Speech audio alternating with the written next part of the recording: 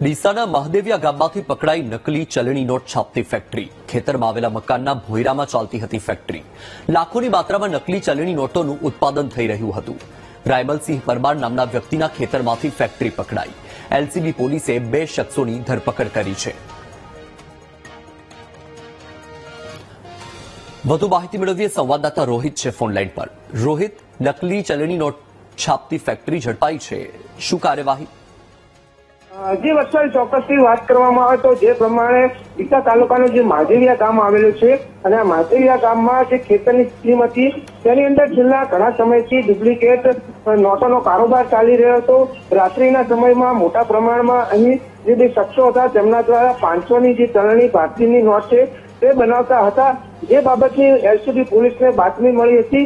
જે દરમિયાન બાતમીના આધારે રાત્રિના સમયે જે રાયમલસિંહ ગરબા છે તેના ખેતરમાં રેડ કરી હતી અને રેડ દરમિયાન લાખોની સંખ્યામાં જે 500ની ચલણી નોટ છે તે ઝડપાઈ હતી। અત્યારે તો એલસીબી પોલીસે આ બંને શખ્સોની અટકાયત કરી છે, તાલુકા પોલીસ મથકે લાવ્યા છે અને આ નોટો કેટલા સમયથી બનાવવામાં આવતી હતી અને કઈ રીતે તેનો ઉપયોગ કરતા હતા તે દિશામાં હાલ પોલીસે તપાસ હાથ ધરી છે। બિલકુલ રોહિત, માહિતી બદલ આભાર।